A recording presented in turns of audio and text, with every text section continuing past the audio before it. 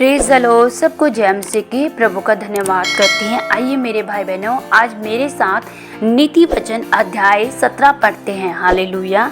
चैन के साथ सूखा टुकड़ा उस घर की अपेक्षा उत्तम है जो मेल बलि पशुओं से भरा हो, परंतु उसमें झगड़े रगड़े हो।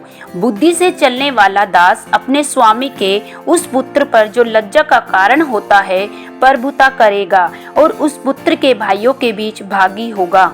चांदी के लिए कुठाली और सोने के लिए भट्टी होती है, परंतु मनों को यहोवा जांचता है। कुकर्मी अनर्थ बात को ध्यान देकर सुनता है और झूठा मनुष्य दुष्टता की बात की ओर कान लगाता है। जो निर्धन को ठड्डों में उड़ाता है वह उसके कर्ता की निंदा करता है। जो किसी की विपत्ति पर हंसता है वह निर्दोष नहीं ठहरेगा। बूढ़ों की शोभा उनके नाती पोते हैं और बाल बच्चों की शोभा उनके माता पिता हैं। मूढ़ के मुख से उत्तम बात फबती नहीं और इससे अधिक प्रधान के मुख से झूठी बात नहीं फबती।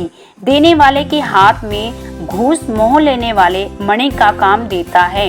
ऐसा पुरुष जिधर फिरता उधर ही उसका काम सफल होता है।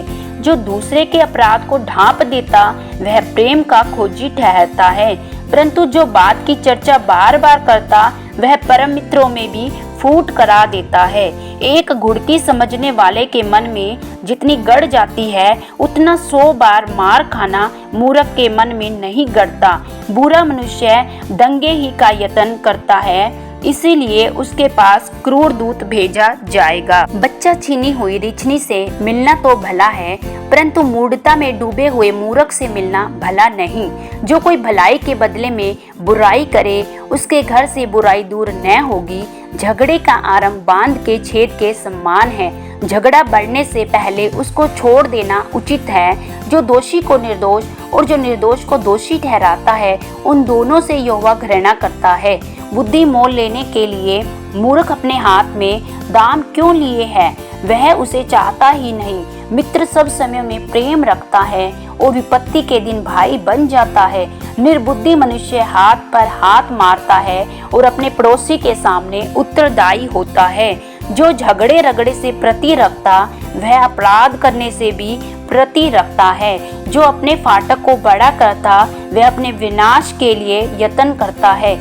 जो मन का टेढ़ा है उसका कल्याण नहीं होता और उलट फेर की बात करने वाला विपत्ति में पड़ता है। जो मूर्ख को जन्म देता वह उसे दुख ही पाता है और मूढ़ के पिता को आनंद नहीं होता। मन का आनंद अच्छी अशुद्धि है, परंतु मन के टूटने से हड्डियां सूख जाती है। दुष्ट जन न्याय बिगाड़ने के लिए अपनी गांठ से घूस निकालता है। बुद्धि समझने वाले के सामने ही रहती है, परंतु मूर्ख की आंखें पृथ्वी के दूर दूर देशों में लगी रहती है। मूर्ख पुत्र से पिता उदास होता है और जननी को शोक होता है। फिर धर्मी से जुर्माना लेना और प्रधानों को खराई के कान पिटवाना दोनों काम अच्छे नहीं हैं। जो संभल कर बोलता है वह ज्ञानी ठहरता है और जिसकी आत्मा शांत रहती है वह समझ वाला पुरुष ठहरता है। मूढ़ भी जब चुप रहता है तब बुद्धिमान गिना जाता है। जो अपना मुंह बंद रखता है वह समझ वाला गिना जाता है। आमीन। प्रभु आप सबको नीति वचन पढ़े जाने और सुने जाने पर बहुतायत से आशीष और बरकत दे। सबको जय मसीह की। God bless you.